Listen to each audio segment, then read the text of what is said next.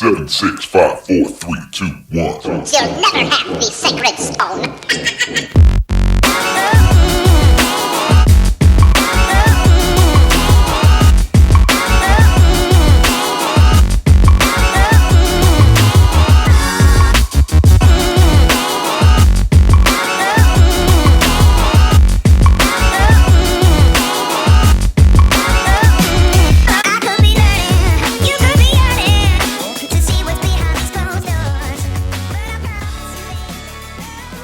To the next edition of the Vegas Squares podcast, sitting here in the Zoom studio with Spike and with Token Tony. Spike, fuck off. Token, how you doing, buddy? Do all. That's it? Yep. I give you the whole full, just short, sweet, and to the point. We got hockey back, brother. You should be more excited about this. As we record right now, currently, there is hockey, playoff hockey in action. Absolutely, yeah. I'm excited about hockey being back, and it's better than watching baseball 24/7 or talking about basketball. Yeah, well, baseball, you might not have to worry about that. As more and more COVID tests come in, they might just put the kibosh on that season. Hopefully not, but. Yeah, I've been looking at that. I still, again, I will maintain I don't understand baseball's thought process. You know, the NHL is in the two-city bubble. Mm-hmm. The NBA is in the Orlando bubble. And the MLB had a perfect opportunity to put half the league in Florida and half the league in Arizona, or all the league in Arizona, and they fucked that up. Spike, how they fucked that up? Because it's the NBA and their commissioner is not the NBA. I'm talking about the MLB. Well, MLB too, but well, actually, MLB is probably more so where the commissioner is just overmatched. He's not cut out for the job. He doesn't have the ability or the wherewithal to actually get the job done right. And I think people are starting to see that with these decisions that he's made about the coronavirus. And NBA as well, if they're putting everybody in the same city, that's just asking for trouble. Trying to spread the people out like they did in the NHL in two different cities makes the most sense to me. But the Major League Baseball not having a bubble at all and just, playing in front of no fans is not. That's what I understand. If you're going to try to have fans, I understand being in your home parks, but the only thing I can think of is literally the advertising that's on the field, around the field. Is the only reason they stayed in their home park. I mean, it's a stretch, but what else could there be? There's no reason to be at home.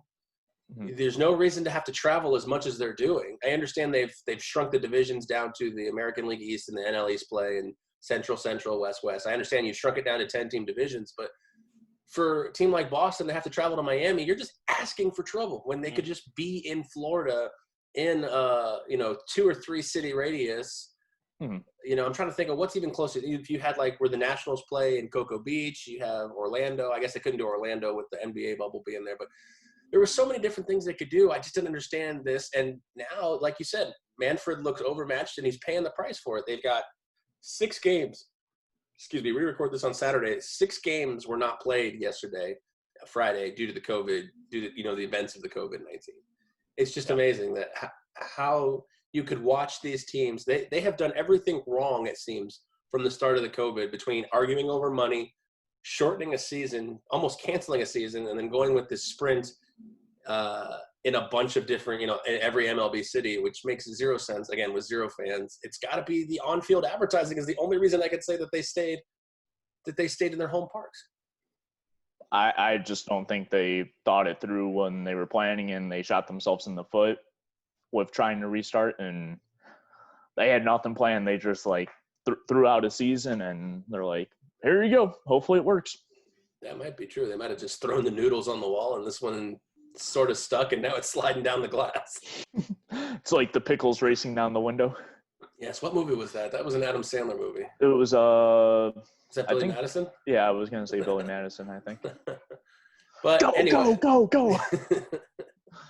Anyways, hockey is back though, and we've got meaningful action again. They are currently playing the qualifying series as we speak.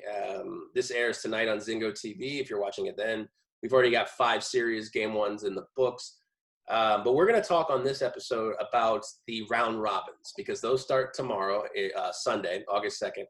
And there's a lot of different things with this. I mean, there's some positives, there's some negatives. The first negative I see, and I understand it's an unprecedented time, but Boston and St. Louis were running away with their respective conferences, Spike, and they now have to get the motivation up to fight for that seeding that they earned. I'm not sure I love this, but at the same time, you give me more hockey games that mean something, I might be okay with it because Boston's not just going to want to rest until the one seed, till all these qualifying games are over, and then just have to play a team that's already played 3 to 5 games. But at the same time, Spike, I can't. I don't know if they haven't really come out and said anything, but I don't know if Boston and St. Louis are really loving the idea of having to fight for that seed they earned through 70 games left this year. Yeah, it's kind of a strange scenario for both of those teams. Boston especially because they were significantly further ahead in their conference compared to St. Louis. But, Correct. Making them fight for that seed that they have theoretically earned.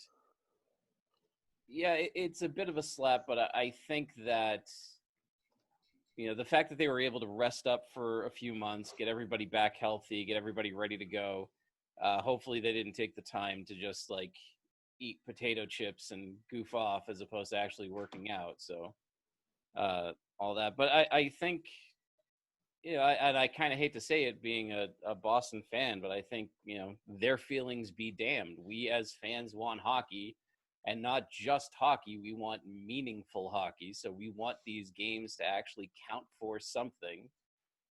So I think that was the only way to do it that actually made a lot of sense, to have a plan where Boston and Tampa, Washington and Philadelphia would play for that top seed as opposed to just giving it to somebody. Because, as ahead as Boston was, there were still games to be played. And you never know what could happen. That nobody was mathematically out of it, and it's sort of an earn it round robin. I like the idea, even though it's in the long run it could hurt Boston. Yeah, Token, what would you rather have? This round robin qualifying as a fan, round robin qualifying. Actually, no, let's switch it. What would you rather have as a team? A round robin qualifying determined seeding where the games actually do feel like they mean something, so you're playing meaningful hockey right back getting into it? Or would you have rather had 3 exhibition games against these top seeds and maintained your number 1 seed, like if you're Boston? Probably the 3 exhibition games, just to kind of loosen up. They don't really mean anything, but except for doing fundamentals and kind of getting back into it. I think they're definitely getting shot in the foot, losing the 1 overall seed potentially, when they were pretty much running away with it, like you said, compared to the Blues. That, it was still up for grabs. All 4 of these teams easily were in the mix of getting that number 1 overall seed in the West. So, yeah, you're right. The Blues were only 2 points ahead, so obviously with 11 games left for them, anything could have happened.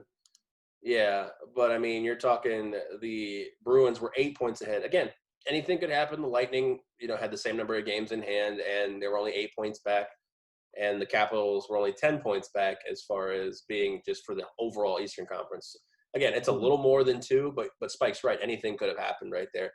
So you would take, as the team, you would take the exhibition games to lock up that number 1 spot. If I was Boston, yeah. Now, do you think they would have changed it if Boston was, say, remember the year Tampa, I think it was 2 years ago, they almost broke the points record, and obviously they got bounced, but they almost broke the points record. Say if COVID happened during that, like if they were, 16 points ahead with 10 games left, mm-hmm. would the committee or would the NHL have taken a different approach in that spot and just handed them the number 1 seed? Or do you think they would have made them fight it out then? I would think in that situation, with it being a lot more almost sealed at that point, I think they'd just give them the 1 overall seed in that spot. This is a little more wide open, being 8 up with 10 to go. A lot could happen in that stretch, but however, Boston was playing very hot hockey at that point. So, yeah, I gotta agree with you. So, as a fan, though, I would assume you like the fact that these games mean something. Yes, and it's good that they mean something in the early stage. they're not playing 3 to 5 games. They're playing 3 so they get loosened up, and they're only playing 3 so they're not going to get burnt out as well. And a grind them out series like, say, like Carolina and the Rangers could be like going 5, going the distance, and last game going to overtime, and you might get burned out from that. It could be a positive thing if you're a certain club too, though, with that longevity. Like we said, the fact that if they were playing 3 exhibition games, and let's look at the bracket. So the number 1 seed, say Boston got the number 1 seed by playing 3 exhibition games. Oh boy, they get Toronto again, or Columbus, more than likely going to be Toronto. But now is there some strategery? I know that's not a word, but is there some strategery to actually being where you want now that the brackets are kind of set in stone, Spike? Because the number 1 seed is going to play the winner of Toronto and Columbus. The number 2 seed is going to play the winner of the Islanders and the Panthers. The 3 seed is going to play the winner of the Rangers and the Hurricanes, and the 4 seed is going to play the winner of the Penguins and the Canadiens. I mean, say the Canadiens are up 2-0 on the Penguins, and Boston thinks they can beat the Canadiens the easiest in the next round. I know they would already probably have at least one or one, maybe 2 games in your belt, but maybe it behooves if you think you can beat both teams in that bracket. If you think you can beat Pittsburgh, you think you can beat Montreal, maybe it behooves you to go down to the 4 seed and try to fight your way that way. I know it's crazy, but is there some kind of strategic plan in place now that these brackets are set in stone? Number 2 seed will not play anybody but the Islander or the Panthers. I think the issue you're going to run into with that is, those other series will have to be ended or at least wrapping up by the time that the round robin games can be thrown, so that you would be able to get your strategic seeding, because otherwise you're just, you're playing with fire. Even if a team's up 2-0, it doesn't mean that they're not going to lose 3 straight. Sure. I mean, you're taking a chance here with that, obviously. But again, if you, like you say, if you're VGK and you had success this year against the Coyotes and the Predators, well, you got to find a way to navigate the 3 seed. Now, I think the 1 seed and the 4 seed would probably be the easier to get. So say VGK is successful against Chicago, which they notoriously have been, and against Edmonton, which may not be the best matchup for them. But say they were successful in theory against both of those teams, historically, it may behoove you to go to 0-3 and just get the 4 seed. Perhaps, yeah. I don't necessarily know that Vegas has to work to get the 4 seed. I think they're overmatched in this round robin, but we'll get to that in a minute. Fair enough. But one of the things that's throwing kind of a monkey wrench in my argument is the fact that this is not home ice advantage. This is just number 1 seed advantage. So, if you're saying that you're fighting for home ice throughout the playoffs, well, it doesn't mean anything based on where you are, except for the fact that home team gets last change and all that, but that's not. Well, I should have probably done my reading, because I should have just scrolled down a little bit. It looks like that they have announced that the teams will be reseeded. So now we're looking at it doesn't even matter. So. Oh, there we go. All right. So this last 4 minutes, sorry to take your time up, guys. But let's dive in. Normal for us. So that's fine. Score. 2 points. So let's look at the Eastern Conference round robin schedule. So now that we know that the playoffs are reseeded, really fighting for a specific spot doesn't have any value. So now you're literally trying to fight. Because the thing is at the same point token, you're not fighting for home ice advantage. No. I mean, there's no fans in the stands. There's nothing really in Edmonton or Toronto that gives you a competitive advantage. So, I mean, what are you fighting for? I mean, at this point, you can't determine who your opponent's going to be because it's based on how the qualifying rounds see. So so what's the motivation for round robin teams? Just not trying to get the one. Trying to get the 1 overall seed. I think first game you're going to see them go a little harder than they will probably throughout the round robin. Like say, like you have a close game in game 1, third period, you might put a little more risk for the reward in there compared to game 3 where you're pretty much almost locked into a situation and you're just not trying to get hurt. You're trying to stay in shape. You're trying to maybe build a little endurance, but not put too much risk in that situation. Yeah, and I saw that kind of watching the VGK exhibition game. I mean, they really didn't look like they were – I don't want to say they look like they're trying hard, but they didn't look like – it looked very effortless the way they handled the Coyotes. Mhm. the other day. It's going to be curious. I'm going to be curious to see what they do. Like, again, staying healthy is going to be key. Yes, these guys are all coming back healthy, but they also haven't played competitive hockey in 4 months. So that's going to be a thing to where, the rosters are expanded probably simply for the fact, Spike, that there are going to be injuries here in the first couple of games, even if they don't mean too much. Oh, sure. Yeah, there's definitely going to be injuries. It's just a matter of how you manage those injuries, and if it's, if you have the depth to be able to withstand them, which I think some teams can, some teams probably not. I think Arizona is one of those that really doesn't have the depth beyond their starters to withstand an injury like that. Um, but I think it's not. I think there's still a pride thing with that number one overall seed with this round robin thing. I think it's they want the momentum. They want to play the quote unquote weakest team coming into the playoffs. They want that easier matchup theoretically. So, I think this is still, even if it's, the round robin means seeding and not much else, but I still think that this is a way for the team to kind of get their edge back, get their fire back, and be able to get in there and really start, hitting guys, getting that feeling again. You score a couple of goals and you get that momentum, and I think that's going to carry you through that first round. It's a fair assessment. All right, well, let's look. We've got 4 teams in the Eastern Conference round robin, and betting odds provided by VegasInsider.com are as follows. The Boston Bruins are plus 140. The Tampa Bay Lightning, which they spelled wrong, are plus 185, and both the Washington Capitals and Philadelphia Flyers are plus 550.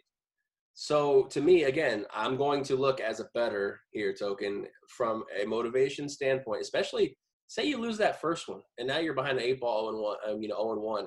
And I know that's not the end in a 3-game series, but say you do lose that first one in your Tampa. I mean, again, I don't want to draw it all the way back to motivation factor, but to me, it seems like plus 140 and plus 185 seemed like not enough value. I feel like maybe the Philadelphia Flyers, I mean, a team that could earn the number 1 seed when they weren't going to, more than likely. I mean, if I look at the NHL standings, 89 points. They were 11 points back with 12 games to go.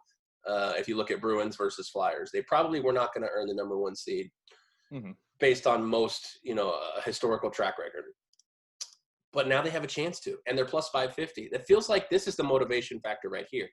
Philadelphia Flyers have a chance to get the number 1 overall seed. Again, you can debate on what it means to people, but I feel like this is a spot where Philadelphia, to me, didn't seem like they were going to have that successful of a season, but here they are. They're fighting for a number 1 seed, and in 3 games, they could get it.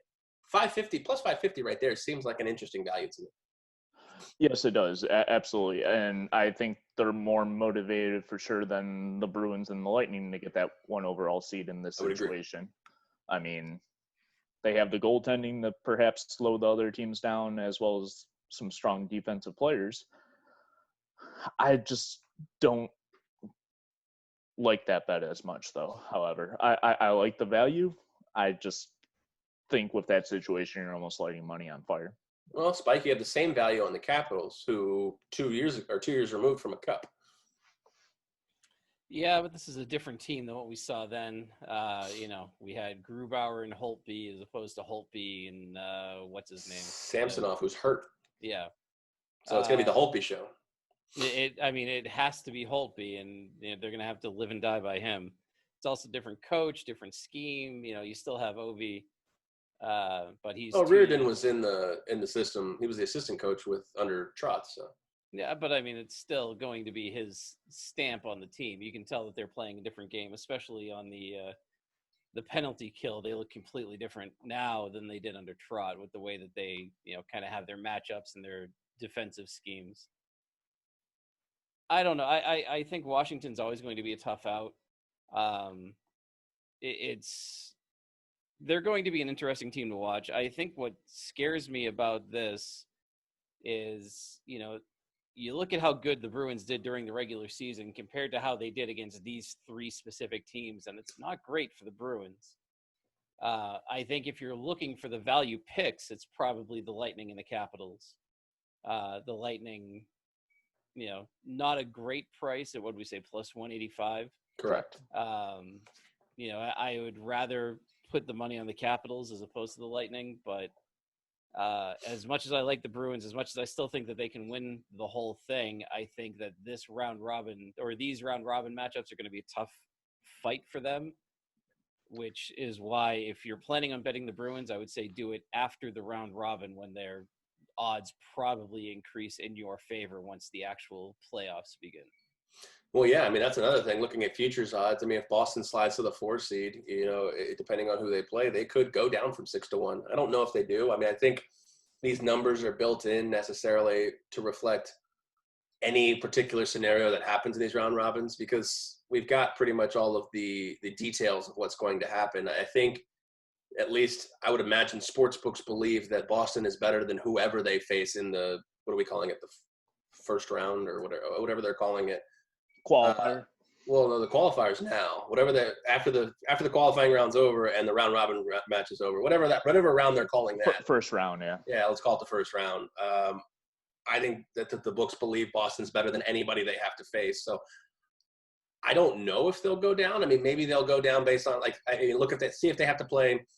They have to play Pittsburgh, and Pittsburgh fucking whitewashes Montreal, 3-0, and they win each game by 5 goals. That might hurt them. But it's going to take a lot for them to drop off that top seed as far as the odds makers are concerned. Tampa Bay plus 185. They're a team that really, I don't know. I mean, they want to get Vasilevsky back. He's the big thing. I mean, if you look at the playoffs, it's usually home ice advantage and goalies. Well, home ice advantage is gone. So the only team that would have home ice advantage, I believe, is Toronto, which again, no fans, doesn't really change anything. So I look at this and Tampa Bay, I don't see the motivation factor for Tampa Bay because 2 straight years of underachieving, one in the Eastern Conference Finals, one in the first round where they got swept last year. So I just see them kind of taking it easy in this spot. I like your pick with the Capitals. The only thing I like about the Flyers is just the motivation factor. I think of the 4 teams, I think they have the highest motivation factor to get the number 1 seed. That's the only thing I can think of. And plus 550, maybe worth a shot. Yeah. Yeah, I could see it. So, all right, how do you guys see this playing out? Let's go ahead and try to make a prediction. Give me the number 1 seed through the number 4 seed token. I'm going to say Capitals, Lightning, Bruins, and Flyers. Wow. Get the Bruins all the way to 3. What about you, Spike? I see probably Lightning, Caps, Bruins, Flyers. That's exactly what I have, actually. I have Lightning, Bruins, Capitals, Flyers in mind. So, again, 6-1, but I'm just curious to see how this goes because I wonder how quickly we'll find out the motivation factor. And it could be coach-led. I mean, there could be some coaches saying, hey, whatever happens, we're still making it a second round or first round. Don't get hurt. Yeah, that's probably number 1 priority for all these teams. Yeah, and I'm just curious what the motivation factor. I mean, could you imagine watching a game where 2 teams are not trying to win? They're trying to not get hurt. That's going to be bad hockey. You might see a lot of defensive hockey in these games. Maybe the unders in these games might be decent. I would say games 2 and 3 more likely. Game 1, you might see a lot more potentials for scoring. Yeah, I mean, it's true. If you can win game 1, it really sets you up, no matter who you're playing, it really sets you up well for success in getting the number 1 seed. I'm going to say the team with the most motivation is Philadelphia, and I'm going to say the team with the least motivation is it's tie between Tampa and Boston for me. So, all right, let's switch gears, move over to the Western Conference here. The 4 teams in the round robin are St. Louis, Colorado, Vegas, and Dallas. So you got 1 Pacific team and 3 Central teams here. So as follows here, their betting odds, according to Vegas Insider, Western Conference, the St. Louis Blues are 7-4, which I got to do the math here. Plus 175. 7-4 plus 175. Colorado's 9-4. Have you done that one? There you go. The Golden Knights are 3-1. I don't have to do the math on that one. And the Dallas Stars are plus 550 at 11-2. All right. So the Western Conference is a little bit different to me. I feel like this pairing or this group of 4 were a little bit more bunched together than the Eastern Conference. Talent-wise, I'd like to start with Spike's point that he made earlier, that he said that the Vegas Golden Knights seem to be heavily outmatched in this, which you could argue because they are the third in the odds as far as favorite behind St. Louis and Colorado. Do you see more motivation in the Western Conference, Spike? And I want you to answer the question why you believe that the Golden Knights are that overmatched. Yeah, well, for motivation, I think that it's going to be the teams are going in with similar mindsets as opposed to in the Eastern Conference where the Bruins may be upset that they have to play these 3 games in order to get the number 1 seed as opposed to just being given it based on their performance in the regular season. The Blues, even though they were number 1 in the West, were not running away with it in the same way that the Bruins were running away with the East. Correct. So I think having that bit more of a fair fight, gives everybody kind of the same motivation going in. The reason I think Vegas is overmatched is a couple of reasons. Number one, I still think their defense is suspect. Yes, it's better with Martinez. I worry about the Pacioretty injury since he didn't play in the exhibition game, so he didn't get up to game speed, and he's basically going to get his first taste of that during the round-robin games. But, Vegas is in because they were first in the Pacific, not because they were actually good. They would have been third place in any other division in hockey based on their record. That's not a recipe for making a deep run in the playoffs. That's getting in because of the structure of the playoffs. So I think that they're going to have their work cut out for them. Beyond the second line, I worry about their scoring. And, because Ryan Reeves, as much as an elite sniper he is not going to be able to find the back of the net against teams that can outskate and out-hit them, especially like a Dallas or Colorado. So I think that Vegas is going to be truly overmatched in these round-robin games. It's an interesting thought. Togan, what do you think about the 4 teams that we have? I absolutely agree with Spike on that statement. I do believe they're overmatched. That are going to lack physical mentality in these round robin games for them, and I don't see it going well for them. And hopefully they're able to stay healthy for the remainder of the playoffs, but they might try and come out of the gate too strong, and it might cripple them. Yeah, I mean, I'm looking at all-time records. I know that doesn't, have a bearing just on this season alone, but all-time records head-to-head. Against Colorado, they are 3-4-1. Against St. Louis, they are 4-5, and against Dallas, they are 6-2. So, I mean, historically, the statistics would be on your side as far as them being overmatched. I agree with you. I mean, Pacioretty being hurt's huge, and the fact that I don't know if you guys noticed about this team in the Vegas Golden Knights. They all seem to be hot and cold at the exact same time.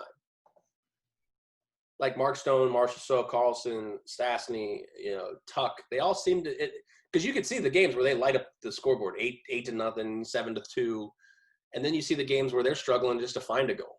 I mean, it seems like this team, and I watch this team probably more than any other team except for Tampa, but it seems to me that this team is one of the very few teams that just seems to be, when they slump together. When they're hot together. Especially a team full of a lot of goal scorers like this, really, you need to have 1 or 2 guys getting hot at one time and having all your guys be hot at different times to maintain consistency. And I think that happens with a lot of these other teams. You look at Colorado. McKinnon went down for a little bit. Landeskog went down for a long time this year, and they've still maintained, a top 4 seeding in the West. So a lot of these teams have more the better ability to have their guys be hot at different times, which helps their teams be successful. It seems like, you look at, like you said, the NHL standings don't lie here. The Golden Knights 39-24. That's not a great recipe for playoff hockey when you are very average, throughout the regular season. So I would look at it this way, and I would say if Ben Bishop's on, Vegas might actually be the 4th best team in this round robin. Because Vegas, Dallas has, scores. Tyler Seguin, Jamie Benn, the new kid, I can't think of his name, Rupe Heinz or whatever his last name is. They got a bunch of different scorers that can get hot at different times, and that's really kept Dallas in it. as far as, I mean, look, Dallas has 82 points. Again, they would be competing, right? If they were in the Pacific, they would be competing for the Pacific crown as well. So, Spike, you might be onto something. And I know that Vegas, their numbers are always really inflated because of where we live, and they don't want to get burned again by another 500 to 1 ticket. But you might be right. You might be onto something as far as Vegas might be outmatched in this. Does that matter to Pete DeBoer? Oh no, he's going to play his game the way he wants to play it. I think the only thing that we have to worry about for Vegas is not getting burnt out. We see this, or we saw this in 2018 with Winnipeg, where Paul Maurice overplayed his top two lines so bad that by the time they got to the Western Conference Finals, they had nothing left in the tank. And DeBoer, if he's not smart, could end up doing the same thing, in that he overplays Vegas's top two lines, and by the time they're, if they get deep in the playoffs, then they're going to have nothing left in the tank for the Western Conference Final. That's where you have, that's where Vegas's third and fourth lines really need to step up. I'm still not sold on their defense beyond their top pairing of Schmidt and McNabb. The Theodore Martinez line is fine, but Whitecloud and Holden as a third pairing is just a recipe for disaster. You replace either of those guys with Merrill or Engelland, and you just get worse, not better. So I think that you just have to hope that your team can find its legs and stay strong. If you're DeBoer, and you just hope that your weak links don't actually hurt you too bad in the long run. I don't know. I think Derek England's a surefire Hall of Famer. Bye, Spike.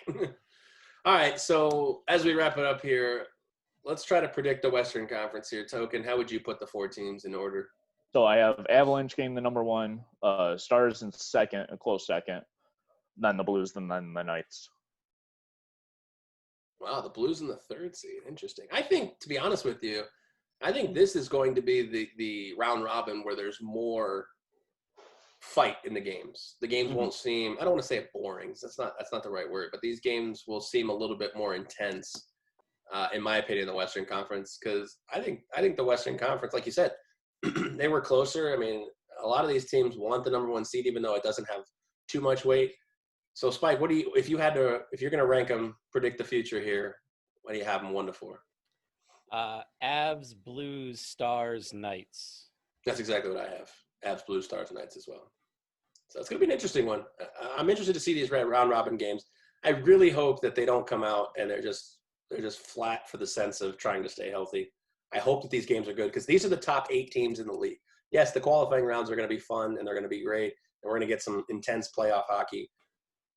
But we've got the top 8 seeds in the NHL right now. I'd hope for some good playoff hockey, because a lot of these teams aren't going to see each other until the end of the postseason. I know that sounds weird, but the first round they're obviously not going to play each other. The second round, they might, 2 of them might match up, but then we're looking at finals matchups, conference finals matchups here with these teams. So I'm hoping we get some good hockey out of the round robin.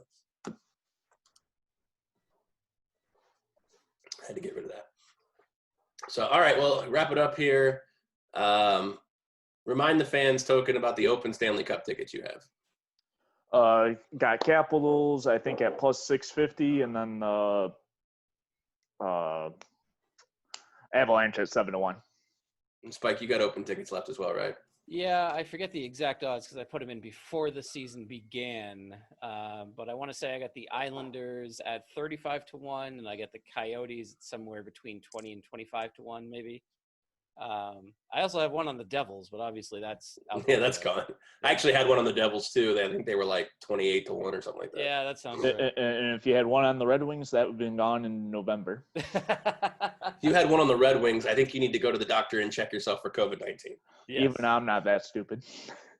Yeah, I had a few as well that kind of fell off. I have opens on Winnipeg, Chicago, which I have Chicago at 100-1. I got them when they were actually sitting outside the playoffs. I also have St. Louis and New York Islanders. The producer has opens on Colorado and the Bruins. So all right. Sweet. And actually, she got the Bruins. Because what I do is I basically put all the names in a hat and then let her just pick them out. So she got the Bruins at like 8-1. So if the Bruins are successful. Yeah, exactly. So, all right, that's going to wrap it up for us. We appreciate you listening or watching. And check us out. Again, we are sponsored by 12 Ounce Sports, broadcasted in both audio and video formats. Check us out at 12ozsportsnetwork.com. Click the Vegas Squares tab, or go straight to our page at lvsquares.com. Obviously, if you're watching this on Zingo, we appreciate it. If you're not watching on Zingo, you're watching on YouTube or some other avenue, please sign up for Zingo TV. It is free if you use the account or the promo code 12OZ to sign up for a new account. And we would greatly appreciate if you did that because it helps out the station and it obviously attracts more viewers to our TV station. So, all right, for Spike, for Token Tony, I am Aaron. We appreciate you listening. Hockey is back. Good luck to all the teams. Good luck on your bets. We'll catch you on the next one.